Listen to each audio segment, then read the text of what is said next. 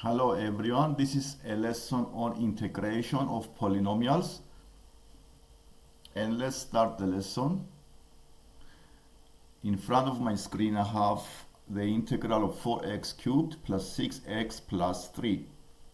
To integrate this type of polynomials we follow the rule of integration. We increase the power of x by 1 and then we divide by the new power. And if it's a constant, I add x at the end. After I finish integration, I add a constant at the end. And this is what I do here. The 4x to the power of 3 goes as 4x to the power of 4 over 4. The 6x is integrated as 6x squared over 2. And the 3 becomes 3x. At the end, I add a constant to the answer. This is the opposite of differentiation. So after that, I simplify the polynomials. You see here I have x to the power of 4 plus 3x squared plus 3x plus c. So the integration is the opposite of differentiation. So if I have the gradient, which is the derivative of the function, and I integrate the gradient, I can find the function. So I can use integration to go from the gradient to the function. And this is the function in a general format.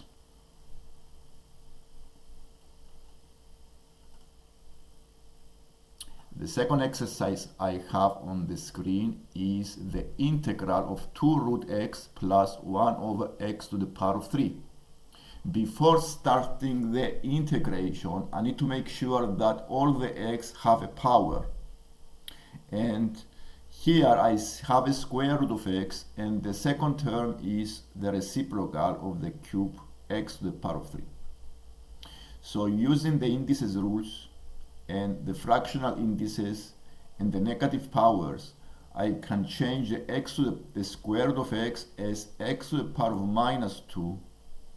And 1 over x to the power of 3, I can write this x to the power of minus 3. So I make sure that the x have a power.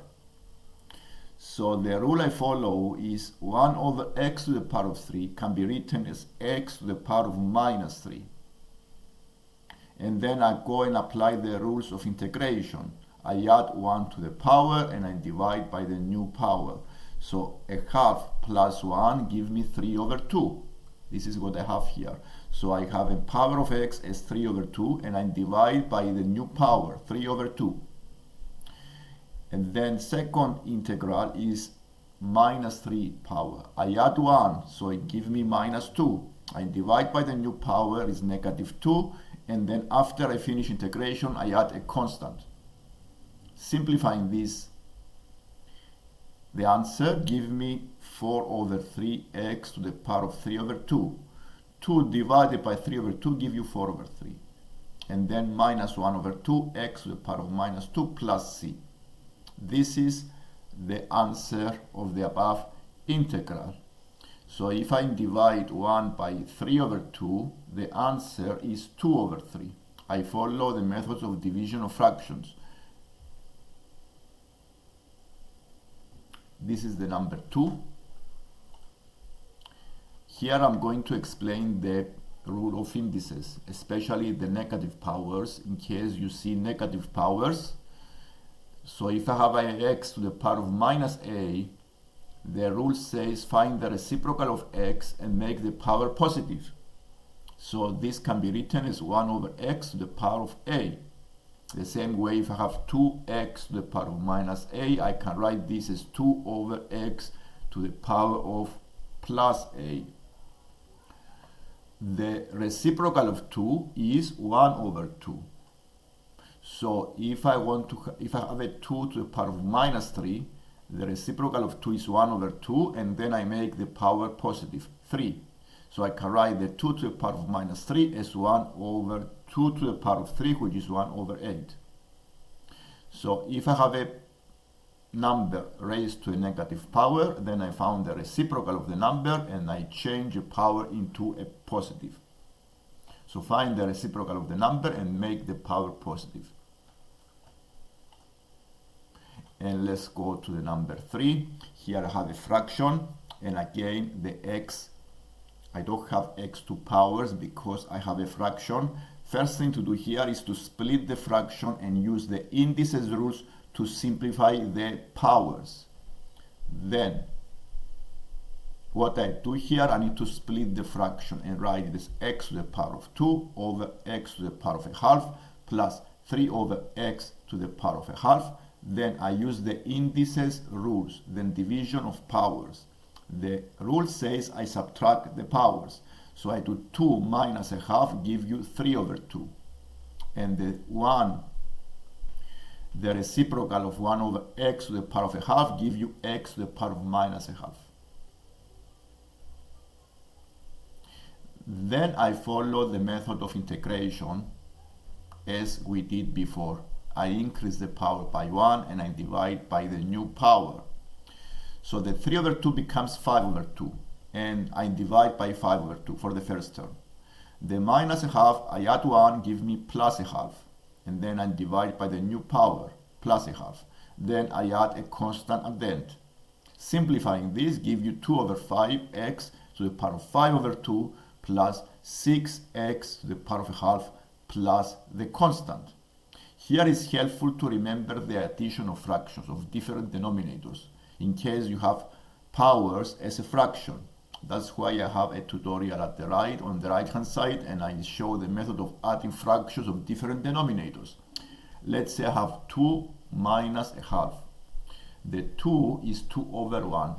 To change this into 2 denominator, I times both by 2. So it becomes 4 over 2 minus 1 over 2 give you 3 over 2. The same way if I have 3 over 2 plus 1. I change the 1 as 2 over 2, and then I add the numerators, give me 5 over 2. And this is the calculations that we need to revise. And another style of question is if you have the gradient of the curve, the gradient is exactly the derivative of the curve. So this is an expression of the gradient of the curve, 3x squared plus 6x minus 4. We don't have the function, but we know that the function passes through the point 0, 0. The curve passes through the point. So to find the function, I need to use the method of integration to go from the gradient to the function. So I integrate the gradient. So I integrate 3x squared plus 6x minus 4 dx. Then the methods of integration, I have 3x to the power of 3 over 3 plus 6x squared over 2 minus 4x plus the constant. In this case, because I have a point, I can use the coordinates of the point to find the constant of integration and make the function to be specific. Then I use the coordinates 0, 0 into this answer I found, and I found the value of the c as 0. This is the calculation I did below. Once I found the value of the c is 0, I use this value into the function, and I have complete answer of the function. The function that has gradient 3x squared plus 6x minus 4 is 1x to the power of 3 plus 3x squared minus 4x. And this is a cubic function.